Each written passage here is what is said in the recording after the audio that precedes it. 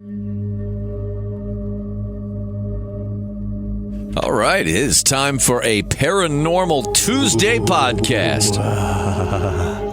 That's a great new sound effect you got, man. Did you just plug that in? I did, yeah. I just put that in the system the other day. Yeah, pretty You don't sweet. remember recording that for me, do you?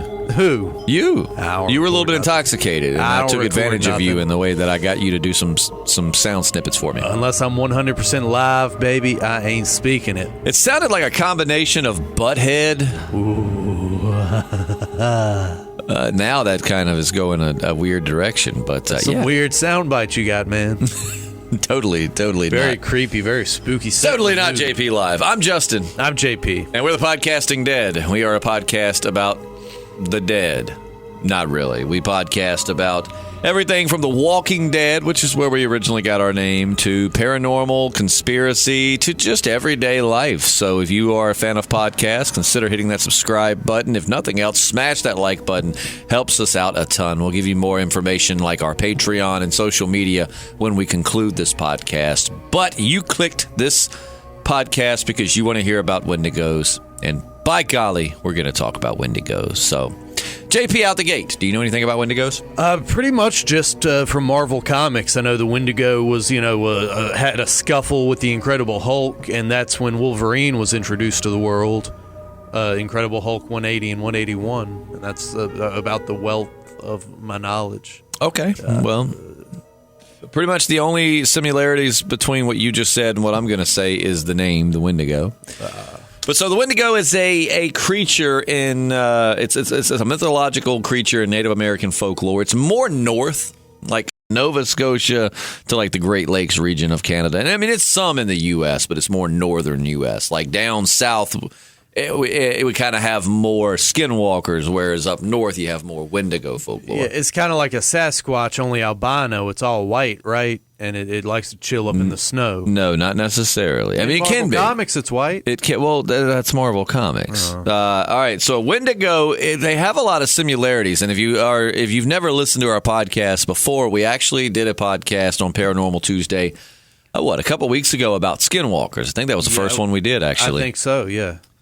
Then there are some similarities between the Wendigo and the skinwalker. Like, for instance, both have the ability to mimic voices to lure you away. So these are both malevolent creatures. They are malevolent creatures, absolutely. They don't mean us no good. Not any, nope. But they have different origins. So the way that a Wendigo starts, way back at the beginning, like it originated as like an evil spirit that was able to possess humans.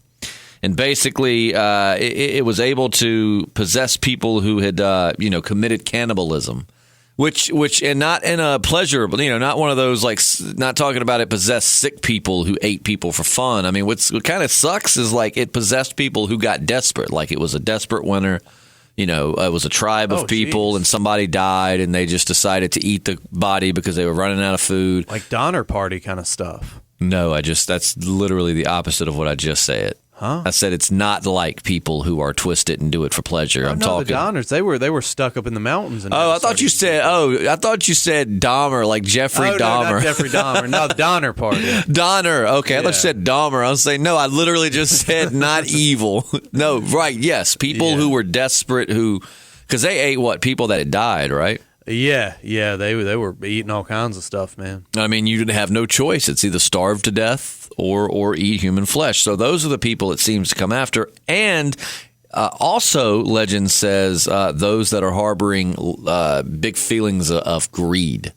That's who it possesses. But it's got an insatiable hunger for human flesh. So any human that's possessed by this thing would just slip into like this savage state of like almost like a zombie, almost like a zombie, except for instead of being slow and easy to kill like on The Walking Dead, these things are more like lickers from Resident Evil 2. Supposedly these things, though they look frail, if you come across one, they say that it's going to look like sometimes their limbs are barely held on, like they're just decaying. However, they possess incredible strength, speed, and agility. So you got to really, they're really. They say once one's hunting you or has decided it wants to eat you, you're not getting away. There's no escaping it. That's what they say. I've never encountered one myself, but supposedly, too, they've got these crazy, crazy good hunting abilities. We've already talked about how fast and strong they are, but they have heightened senses and crazy endurance. Like, they basically don't get tired, and the climate doesn't affect them, so they are completely immune to, But, what's crazy is a skinwalker and a Wendigo are both, start at least as people, though, that have transformed. That's a skinwalker, we read, it takes a ritual to give these people the shape-shifting abilities and all of this, whereas with this, you have to be possessed by the spirit, but it does possess people.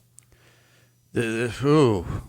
And like I said, there's actually something called Wendigo Fever, which is it's when the Wendigo it like infects its hosts, and kind of like in a horror movie. Like in a horror movie when somebody's getting possessed, instead of just like going ahead and possessing them, it's like little things start happening, and then it gets like in the the exorcism or whatever. It just starts getting increasingly more obvious like that there's infection, right. That just right, and that's what they say. Some say the Wendigo like infects its host very slowly and just like torments them, and completely as it takes over their mind and their body. It begins with like weird smells that only you can smell, which is weird because in like Christian possession. Which that sounds like I'm saying Christians will possess you. Jesus possesses people. No. You invite him into your heart. It's not a... Right, yeah. No, I feel what you're saying. Christian demons, that is weird because a lot of times people that have supposedly been possessed report smelling like something burning. Jeez. Like they were, like I think even in the exorcism of Emily Rose. I didn't see that one. You didn't? The lady, I can't, forgive me for not knowing her name, but she played Dexter's sister. Oh, really? She was the one that got possessed, and let me tell you, man, she looked freaky. Oh, yeah. Dude, yeah, she looks a little freaky anyway, man, with them long old arms. Yeah. Oh, yeah. She was, but she started smelling like I'm pretty sure she said she smelled something burning, but I've always heard that was a sign of possession when you start smelling something that's burning that only you can smell. I think it's also a sign of a stroke or a heart attack, like if you smell burning hair. Really? Yeah, I'm pretty sure there's some credence to that. But anyway, continue. That's a side note. Interesting. Yeah. Maybe there's some correlation here. So moving further, so you get the smell. Then they're plagued with they have these really weird nightmares, and basically their sanity starts to evade them because they're just having they're so sleep deprived. Mm-hmm.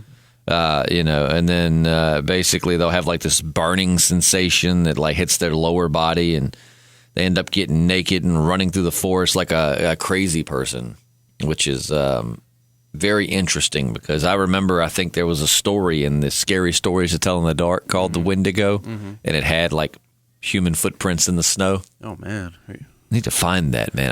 Did you read those as a kid? I never read them. Are you stoked for the movie, though? Have you seen the trailer? Well, my brother went and saw it. So he said it's already in theater. Yeah, he said it was pretty good. Guillermo del Toro is doing a lot, is producing it. I don't know if he's directing it, but he's involved. Perhaps we'll have to take an afternoon and go watch it. If it's still there, dude, we can go see it. We can go see it this afternoon. I don't care. I really want to see it. But those books are great, man. I mean, they're cheesy. Some of the stories now are a little cheesy, but there was one about the Wendigo, and it actually was one that freaked me out, man. That's before I even had any clue what the Wendigo. I actually didn't even know what a Wendigo was until we researched it for this. Yeah. In which I want to give credit. So I'm going to give credit before we go on any further as far as where I'm getting all of my information. I'm getting it from Ranker.com, the Graveyard Shift, also from Wikipedia. There's a Wendigo Wikipedia page. And then there's also...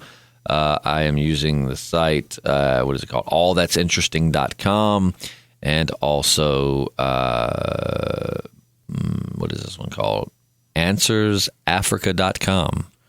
But so these are where I'm getting it, and I'm just kind of paraphrasing. I'm pulling a little bit from all, but those are the sites that I actually got all of my info here. So do you think there's modern accounts of Wendigo activity? Yeah. There are still modern accounts of it. Oh, yeah. Now, whether you believe it or not, it's up to you, but there are accounts all over the internet of people that are, and that's what's interesting is sometimes people will think they have an encounter with a skinwalker, but it almost sounds more like a Wendigo.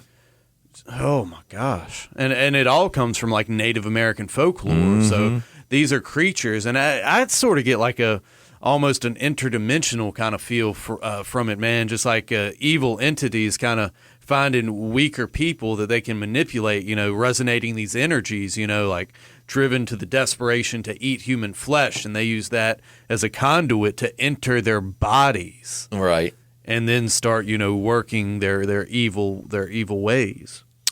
It's definitely a possibility. I mean, they come from, I guess, the spirit world. So, Yeah, I mean, I was going to say exactly. spirit world could be what they call the spirit world, could be another dimension or something. Oh, yeah, dude. You know? Ancient people's conceptions of heaven and hell and this and that, man, it's all just layers of dimensions, just dimensions that we can't pick up with our five senses. Well, that's why I was shocked, even as a kid, man. It's funny how some people just think into things. Like my mom, my teacher, my second grade teacher told my mom when I was a kid that I was a really deep thinker, because I used to think, even as a kid, I knew that hell was not beneath the ground. Like we said down, but in my head, I'm thinking, well, you wouldn't actually dig to hell. Right. And then you wouldn't fly up to heaven. Like surely these are other dimensions. We just use kind of up and down metaphors, up being good, down being. And then I actually met people in church that were like, no, hell is under our feet. And I'm like, I mean, is it though? I mean, maybe there's a gateway to another dimension under our feet, but is hell? I mean, so if a meteor was to slam into Earth, it would just destroy hell? Where would all the souls go? Yeah, I don't remember them telling me that at church, and they were pretty fundamental. I went to Southern Baptist Church. That's what I went. So, they're very fundamental. But that was my thought process. So, like, if a meteor slammed into Earth, it would just destroy hell, and all the souls would be released. I mean, how does that work? And is heaven in space? Is it in the atmosphere? And they never really liked it when you asked the questions like that. No. I mean, I ain't saying like they would be, scold me, but it just didn't. It wasn't something it really wasn't something they wanted to conversate about or even explore the possibilities. But in my mind, as a kid, I thought it was obvious they were other dimensions that you can't just simply go to. Yeah, man. In my experience, my church experience, and I know not all churches are like this, they really kind of.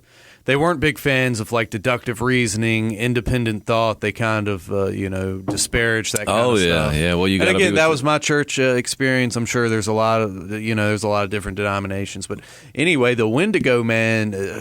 And for the record, my church, I will give it credit. There were some kids there that I don't really care for, like even, right. But as far as the church itself and the people there, my church was actually all right. Now, I mean, like most churches, I think that's a Southern Baptist thing. They don't want you to. But my church was a little. I didn't mind my church. You know what I mean? I just, as I got older, it stopped kind of going. But yeah, my church wasn't terrible. I had some great memories, some really cool people there. What I respect about that denomination, man, is they're very much just like, we go by the word, and that's it. The what's in the Bible is the be all end all. You don't question interpret. it. You don't. Well, this really meant that. Well, this was a metaphor. And so I do respect them on that. Right. But anyway. All right. Here's what's interesting about the Wendigo. Getting back on topic here, the Wendigo, its hunger is never satisfied. According to a Native American myth, once a Wendigo eats another person, it grows directly in proportion to the person that it just consumed, making it impossible for it to ever be full. It is the embodiment of gluttony, constantly consuming yet never satisfied, always on the brink of starvation. Now, that is a direct quote from Ranker.com. And here's something interesting, too, right? As where we get very brittle and we get more and more harmless as we age. Mm-hmm. The Wendigo is the exact opposite. According to the folklore, the longer a Wendigo is alive, the stronger its powers get. The creature can eventually gain the ability to control the weather, and it can actually make it dark before the sun sets. Which wasn't the Wendigo the main villain? Wasn't the Wendigo what was behind the Pet Cemetery? Oh, man, it's been so long since I didn't see that. the new one. I saw the old one a long time ago, but I can't remember. But I thought the Wendigo was kind of like the monster behind that one I had read somewhere. But its speed and strength also like grow as it gets older, and it gains the ability to heal. But that's interesting. So in my mind, the Wendigo is this spirit thing that basically is immortal, but if it has the ability to heal, that means it can hurt. If it can be hurt, that means it can probably be killed, I would imagine, right? Because if it can't be killed, what does it need to heal?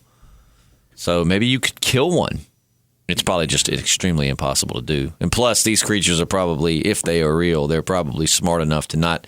Because I always think, like, okay, well, if they're that strong, why don't the military take one out? You know what I mean? But it's like, or why don't they ever have run-ins with police that have, like, a lot of weapons and take them out? But they're probably smart enough to stay. They probably know what to prey on and what to stay away from. Yeah, and again, man, since time immemorial, I mean, the government has hunted, and I don't know if they've captured or not, but I mean, they want to use things like this, weaponize it, just like we were talking about with the Sasquatch, If the Wendigo's real, do you think that he or she and the Sasquatch are acquainted? I mean, I'm sure they know of each other. I think the Sasquatch is much more benevolent. I think it's a force of good in the world, whereas, skinwalkers, Wendigos, they're just evil entities from beyond our realm. You see what I mean? So you think Sasquatch good, Wendigo bad, basically? Oh, yeah, dude. Right? Sasquatch is gentle. I mean, it only wants to expand understanding of the cosmic equation. You see what I mean? And it just wants to be left alone, much like the Incredible Hulk. Sasquatch just wants to be left in peace. Well, it definitely seems, you don't really hear, I'm not saying they wouldn't attack, but you don't really hear much lore of Bigfoot attacking people. I mean, I've seen examples of when it maybe felt threatened, it would charge to get you to, like, run away and leave it alone, but never just for the sake of attacking, And, I think it was a commenter, I don't know, it might have been Josh Berry saying how the founding of the national forests throughout America was to protect habitats for Sasquatch, which makes a lot of sense. He also mentioned that they have abilities, superhuman abilities, due to what? The developed pineal gland. Pineal gland. That's what it was. Yep. And I totally, like we said, I mean, the pineal gland, as I understand it, produces DMT, which is just a conduit to interdimensional travel knowledge and all this kind of stuff. But, Teddy Roosevelt, he had experiences with the Sasquatch. He was He was an avid outdoorsman. Oh, yeah, he would go on. I knew he was an avid outdoorsman. He had Sasquatch experience? Yeah, you can look it up. He's, made statements about the Sasquatch. That I didn't know. I'm struggling with microphone. I was going to say, strange things are happening in the studio. Yeah. Stranger things have happened, I'll tell you that. Nope. There we go. We're all set. I didn't know that. So real quick, we're going to get back to the Wendigo, I promise, because that's why you clicked, that's why you're here, that's what we're going to talk about. But I'm interested. Do you know anything about the Teddy Roosevelt Sasquatch experience? I'd have to Google it, but no. Maybe we can do a podcast on that, Teddy Roosevelt and the Sasquatch. Yeah, I would love that. I'd love to even maybe perhaps make that like a play or a musical or something. Maybe we can improv that. Yeah. Who do you want to play, Teddy Roosevelt or the Sasquatch? What did Teddy Roosevelt sound like? Manly. Yeah, he was very manly. I imagine he's kind of rough. Like, kind of like... Isn't that... Like a mustache, he had a giant mustache. I feel like it kind of blows when he talks. Kind of like... Isn't that who Robin Williams played in Night at the Museum? Yes, it is. I never saw that. Oh, he was such a good Teddy Roosevelt. Yeah. Robin Williams was great in everything he was in. Yeah. But I feel like Teddy Roosevelt... No, it makes him sound too much like a disgruntled Alex Jones. One of us can do one. Maybe we'll do that at the end of the Teddy Roosevelt. Maybe that'll be a little bonus. We'll do. That'd be an easy podcast to do. As far as just we could research it for the next week and then do like Teddy Roosevelt and Sasquatch, and then maybe at the end we can throw in a little bonus clip of like when they met. Yeah. I have a feeling whoever you're playing is going to try to have sex with the other, though. Man, y'all crazy, man. See, that's why I don't do much role playing, because y'all too wild. So back to the Wendigo. Now, here's something interesting. Wendigo psychosis. You ever heard of it? No. Of course, who has, really, if you don't research this stuff regularly? But of course, it comes straight from the folklore of the Wendigo, but it's a very real disorder where people actually get an appetite for human flesh. It's a form of cannibalism, but it's not considered the same as those who eat human flesh, like in survival situations, as the lore originally describes. And that's what's kind of tragic, again, going back. Is that a lot of times the Wendigo comes after, it possesses people who were eating flesh in a very desperate situation. Someone who had no choice. You always have a choice, but for survival there was no choice. It was either eat it or die. But Wendigo psychosis, according to Ranker.com, describes an individual who has access to normal food sources yet feels overwhelmed by the need for human flesh. Ooh. And back in 1878, a Cree man named Swift Runner was near a Hudson Bay Company supply post when he was overcome with the need to butcher and eat his entire family. And he did it? The mutilated remains of his wife and 5 remaining children were found by authorities. He confessed to killing and eating his family, but he blamed the actions on a Wendigo. He was obviously put to death for that. And now here's something, again, staying on Ranker. I've been kind of flipping back and forth, but the last few things we've discussed have come from Ranker because I just kind of got it all laid out so nice right here. So in 1907, Jack Fiddler was a Cree chief. So this is 2 different Cree folk that have done this. And his brother were arrested by Canadian authorities for slaughtering 14 people. Fiddler claimed that the victims had all either transformed into a Wendigo or were on the verge of doing so. Fiddler was a medicine man, considered to have great powers, capable of stopping the ancient evil, which is how he got away with executing so many people. Wait, so he got away with it? Well, he had in the past, but he got arrested. But after his arrest, Jack committed suicide before he could actually go to trial. But his brother Joseph was sentenced to death as his accomplice. Members of his community plead for his release, but he was granted a pardon 3 days after he was executed. There are variations of the legend, but Jack Fiddler's existence as a Wendigo hunter are confirmed, so you can actually look that up. Of course, as with lots of old... hey, there we go. It answered my question down at the bottom there. Stephen King's Wendigo hung out in the woods surrounding a pet cemetery. So there you go. But yeah, and of course, people had rituals and stuff to ward it off. Let's see if there's anything more to it. I mean, yeah, there's lots of accounts, man. You can look it up. Like I told you, I really love like YouTube narrations and stuff, and like Lazy Masquerade and Darkness Prevails, and all of them have at least a couple of videos that are like real life Wendigo encounters. So if someone you knew, say, had the Wendigo infection, would you put them down? Wait a minute. You're talking about like if they were being possessed by a Wendigo, or if they just started having are you talking about Wendigo possession or Wendigo psychosis? They were possessed by the Wendigo entity. Well, you're on a camping trip, and your friend, let's call him Jimmy, JC, he starts acting real weird and all this kind of stuff. Well, I would have to believe the Wendigo was... I mean, if he was threatening my life, yeah, I'd do what I had to do. Yeah, but, I mean, I don't think that I would just go kill someone because I thought they were being possessed by the Wendigo. Man, I think I'd have to, dude. I don't know that... I mean, if we don't know... But, I mean, would you... Is this like in another... Is this like saying, like, if you believed in that type of thing? Well, just in that circumstance, I guess you would have to kind of be like, oh, man, the Wendigo phenomenon is legitimate, and my friend is being possessed and enthralled in the Wendigo.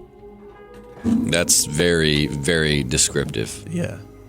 I felt like I was there. Yeah, I was there, man, and I had to do what I had to do, and that's why I got the tattoo. A rough translation of Wendigo is the evil spirit that devours mankind. The translation is related to the version of the Wendigo that claims that the Wendigo's got the power to curse humans by possessing them. Once he's infiltrated their minds, he can turn them into Wendigos as well, instilling upon them the same lust for human flesh that he has himself. Jeez. Different versions of the Wendigo disagree on his speed. Some say he's unusually fast and can do walking long periods of time. Others say he walks in a more haggard manner, almost as if he's falling apart. But speed apparently isn't necessary to the Wendigo. He doesn't rely on catching and capturing his prey. One of his supposed traits is the ability to mimic voices, as we said. So a lot of times that's what they do is they'll lure people in and draw them away from civilization into the depths of the woods. And then once they've got them isolated, they eat them, which is interesting because, again, that's kind of a similar tactic to the skinwalker. I mean, and skinwalkers and Wendigos do have some differences, whereas unless I'm missing it here, I don't know if Wendigo can really shapeshift it the way that a skinwalker can. Skinwalker can take the form of animals, people, what have you, whereas the Wendigo is just this spiritual being with a taste for human flesh, almost like was Pennywise a Wendigo? Man, I don't know. But I mean, a lot of times, basically, he's a flesh-eating demon is the way to kind of summarize the Wendigo, a flesh-eating demon. I don't know. It sounds almost like, I mean, I'm not trying to break the supernatural element here, but moving past that to a more realistic approach, it definitely looks like maybe one heard of the other. Mm-hmm. And then just kind of put their own spin on it. You know what I mean? Oh, you talking about skinwalker stuff? Skinwalkers and Wendigos. Yeah. It almost sounds like one was created by the Native Americans in their area, and then the legend just kind of got twisted a little bit into a different entity. You know what I mean? Yeah, kind of like, the Sasquatch seen in other parts of the world may be referred to as the Yeti. So exactly, yeah. And people are just, and they have some different attributes, but at the core, they seem to be a very similar being, Yeah, so just they're encountering the same being, they just have given it different names. Pretty much. So to speak. Pretty much. And they've got a beast form, which is supposed to be, supposedly, it's got the head of a stag with eyes sunken in, skin stretched incredibly tight over its bones, and they say a stench that just smells of corruption and death. Mm-hmm. What does corruption smell like? I'm assuming when they say corruption, money? I'm thinking what they mean is decomposition, decay, basically, Gotcha. would have been a better word. But I'm like you, it's smells like a politician out here. Yeah, it smells like money up in here. You go to Washington, D.C., and you're like, there are Wendigos everywhere up here. But it's supposedly crazy tall. And like I said earlier, it looks like it's falling apart, but that's not to be taken lightly because apparently this thing can still whoop your ass. Damn. And then it's going to eat your ass. Eat your butt. Yeah, just get right up in there, man. I wonder if there's accounts of beings like this in other areas like Africa or China, if these evil entities just exist all across the planet. I don't know. That's a great question. I'm sure. Well, I mean, I'm sure. Again, I'm sure that everyone has its.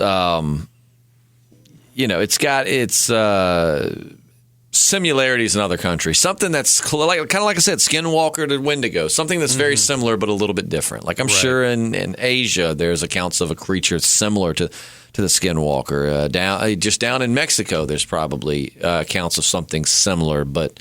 And a lot of folklore comes from things, I mean, like this right here. It seems like the whole point of the Wendigo was to encourage people not to eat other people, even in desperate times. Like in Mexico, what is it? You got the curse, the movie that came out, The Curse of La Llorona or whatnot. It's a woman who basically, if you're a kid and you stay out too late, she comes for you. And I mean, a lot of times it seems like these were created to discourage bad behavior. You know what I mean? A lot of folklore, if you actually look at the root of the creatures, they really were created to like what is it? What's the opposite of Santa Claus? Is it Black Peter? No. Well, I don't know what's Black Peter. I think that's the guy who steals children who have been naughty or cuts their thumbs off. I think I'm thinking of Krampus.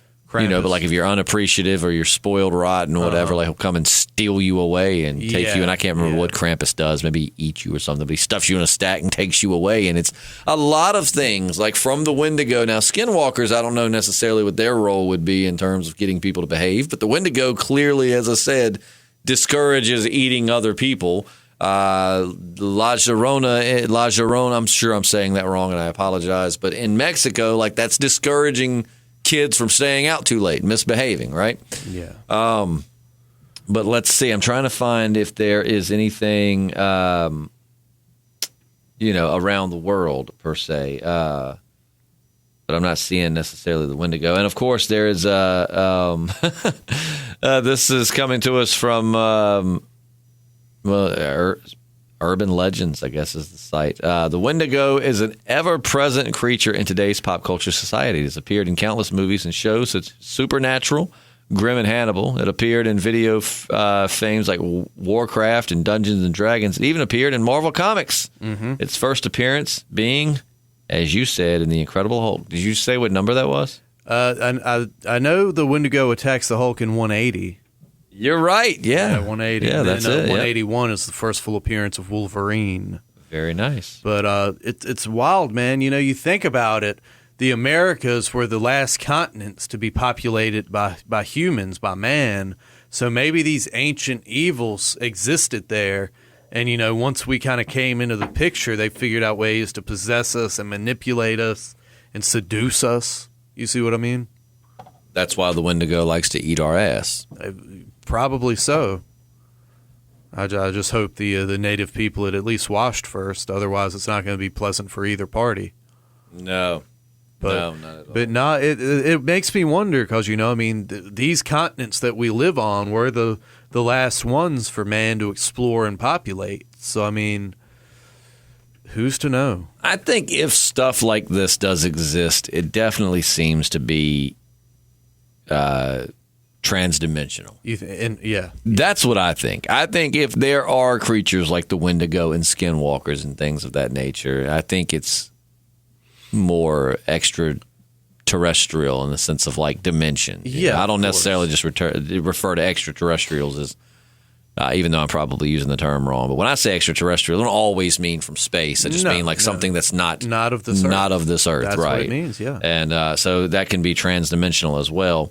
And it could be. Who knows what beings from other dimensions, what they're able to do. You know what I mean? We have parasites here on our Earth that somewhat possess, like you have fungus and what is it, worms and certain creatures that can possess others. So who's not to say there aren't, ways that we could be possessed by extra-dimensional beings. There's brain parasites found in cat feces, I've heard, all kinds of stuff. It's really bizarre how it's that really works, widespread in like South America, like gets Brazil. in mice, right? And it makes the mice, they'll run out in front of cats, so the cats will eat them, and then it reproduces in the cat's like intestines. And it gets in people, man. They get very uninhibited, very reckless. Like they say Brazilian soccer players, because there's so many of these brain worms, man, they're just ferocious. Like they kill in the game because they just don't give a damn. I just imagine like Resident Evil 4, like Las Plagas, soccer players running at you. It's nuts, man. It's really nuts. But so who's to say? I think it like you said, it has more to do with interdimensional beings. If there's something to that, I feel like that's what it is. Just like somebody had commented too and asked what we do the chupacabra. I would love to do the chupacabra. Yeah, that's one of the things I actually do kind of believe there's some credence in. Mm-hmm. There's been a lot of weird pictures taken of mutilated goats and cattle and stuff. Yeah. And we call these supernatural, but I don't know if you would. I guess you would. I guess this is a supernatural creature, but it's more of like exploring creatures, not. Because I guess we would maybe at some point do maybe like a poltergeist or something. But as of right now, it's just been like creatures. Like we've done the Mothman, the skinwalkers, and now the Wendigo. But leave us your thoughts in the comments below. What do you think? Wendigos, are they real? Have you ever had an experience with one? Or are they just, an ancient story created to discourage people from eating their dead relatives? Yeah. It's like, oh, man, guys, Uncle Joe he just passed away. Dibs! No! No! You will not eat Uncle Joe. But, let us know your thoughts in the comments below. I'm sure, like I said, you can go online, look up Lazy Masquerade or Darkness Prevails or... what is it, Corpse Husband? And It's a lot of really good YouTube narrators out there, and they read stories from like Reddit, and sometimes they read stories that are submitted by their listeners. And I think all of them at least have a couple of videos where it's like 5 real-life Wendigo encounters, where people describe what they think is a Wendigo. And like I said, there's been times where people describe what they think is a skinwalker. It kind of sounds like a Wendigo, and vice versa, where they describe what they think is a skinwalker, but it sounds a lot like a Wendigo. Yeah. And I think a lot of times it's just made up for fun, but I do think there is that like 1% of times where something happens that you just can't explain. While I don't necessarily know what I believe in terms of the darkness and the evil things that are out there, one thing I do believe is that there are a lot of things out there you can't explain. Yeah, and that's why I want us to go down south and do DMT so we can kind of get a perspective into that other dimension, man, and have a better understanding, and then we can relate it to our listeners. You buy my plane ticket, I'm down. We could possibly do it in the U.S. I'll figure it out. But is it legal in the U.S.? Not precisely. I don't know the legalities, but. We may go to Mexico. I don't know. I'll figure it out for us. Hey, be an interesting podcast. It would be. Make sure you tune in tomorrow. It's Conspiracy Cast Wednesday. JP, do you have a clue what we're talking about yet? Yeah, I've been looking into several things. I don't know what I want to sink my teeth into yet. I've been looking into MK Ultra, the experiments in the 60s, with LSD on the population. They were trying to figure out mass mind control, and Casey and all these other people, man. Like, I was listening to Fresh Air on NPR yesterday, man. They were talking about Whitey Bulger, the Irish gangster. You know what I mean? Mm-hmm. Johnny Depp played him. Yep. He was in jail, and to reduce his sentence, he signed on for these medical experiments. They gave him LSD, LSD every day for like a year. Wow. Just to see if it would actually like drive someone insane, like trying to study long-term effects and stuff, dude. It's crazy, dude. It's crazy.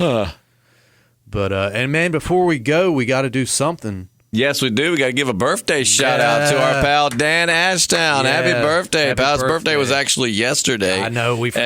And we totally meant to. Well, I didn't forget. I gave him a birthday shout out on Facebook. On the podcast. Did you give him one on Facebook? Yeah, I gave him a birthday shout out on the Facebook. Okay. But yeah, Dan Ashtown, great friend of the podcast, friend of ours. Yeah, we're gonna have him on the podcast because I hate calling these paranormal podcasts. They'll come up with a better name as we go. But I mean, this is because we actually have another podcast that we do. It's coming out on Fridays right now. It's limited, but it's where we talk to people about their paranormal experiences. We just bring on a guest that has a lot of bizarre things that has happened in life and let them talk about it. We've got our friend Jesse. JP actually won't be on this one, but our friend Jesse joined me for the one that you'll hear this Friday. But we're going to actually have Dan on one. He told me he's got a lot of sinister stuff that's happened to him. Oh, It's dude, very I can't wait to paranormal in hear, nature. man. So, but Dan, we hope you had a great birthday, man. Hopefully you aren't a little too hungover. I saw on Snapchat he was out getting the party started as I was sitting at home drinking coffee, working on a computer. Yeah, I had a couple beers for my boy last night, but Actually, you know what? I did too. I told you my pal came by and just pulled some beer out of his cargo shorts. Yeah, it's always a good day. But yeah, Dan, I hope you had a wonderful birthday, my man, and we just love you to death. We hope you enjoyed it. So yeah, as we wrap it up, don't forget to check out our Patreon if you're feeling super generous. Just go to patreon.com, search for the Podcasting Dead, and every little bit counts. Every little bit helps. From the $1 to we had one person did like $20 or something one time. Yeah, so man. every little bit truly helps, and we are at the point now we've gotten enough banked up. We've pulled none of it out yet, but we have enough that we can actually get some merchandise, which first things first is going right back to the patrons. And then we'll do some giveaways for our listeners, and that's something we'll continue to do. Mm-hmm. And then, so just making some moves, man. Hoping to do some video podcasting, or at least experiment with it here in the coming months. Also, you can follow us on social media. JP, your social media? J_Ratsaw on Instagram and Snapchat. JPSLIM on Periscope. It's a beautiful thing. Come hang out with me. What's a beautiful thing? Your name or Periscope? Nah, Periscope, man. Shout out to Real Slim Fella 22. That's JP's guy crush. Yeah, get up on Periscope. That's JP's guy crush. JP's got a man crush on the guy. He's got some paranormal encounters, man. We need to get him. Why don't we get him on the podcast? See, he lives down in Louisiana, and there's a lot of weird stuff. What happens? I do. That's where I was born. Yeah, that's right. A lot of voodoo. Maybe the weirdest thing to happen in Louisiana. Yeah. Yeah. Oh, you. No, come on now. Oh, man, it was bizarre, I tell you. Yeah, birthed right there on the back of an alligator. I mean, some people prefer gurneys in a hospital. Other people just alligators on the bayou. Well, my parents were chilling in the swamp taking a dip. And when you got a birth, you got a birth. Yeah, there you go. I was just tired of being in there, I guess. But yeah, from my mom to the swamps. Mm-hmm. I don't even know where to go with that. No. But anyways, you can follow me on social media. I'm Justin Lloyd. It's all lowercase, no apostrophes, no spaces. Just I'm Justin Lloyd, 2 L's in Lloyd. That's Snapchat, Instagram, Twitter, and Periscope, which I don't use Periscope much, but I used it once last week. So as we get back into hiking season, I'll probably be using it a lot. If you like the outdoors and things like that, you'll enjoy some of the Periscopes that I'll be doing. Yeah, a few more weeks, we'll be hitting the trail pretty good. I can't wait. I can't wait. I need it to not be miserably hot outside. Yeah. I mean, I don't mind hiking in the heat, but it's really, I hiked quite a bit last summer in the heat, but I didn't hike as long or strenuous. And then, 2, we had a baby a couple months back, so I really didn't do much of the summer. But now that we get into the fall, man, it's perfect hiking weather. Like fall and spring are just the best 2 times, especially in the fall when the leaves start turning. Oh, yeah. Oh, it's going to be gorgeous. So definitely follow us both on Periscope. I'm sure you might even catch us periscoping at the same time. I might be periscoping, JP periscoping, me periscoping. Mm-hmm. It's just an endless cycle. And around us, changing leaves. Yeah, Periscope is great. If you're not on there, get on there. It's the last free bastion on social media. So for now.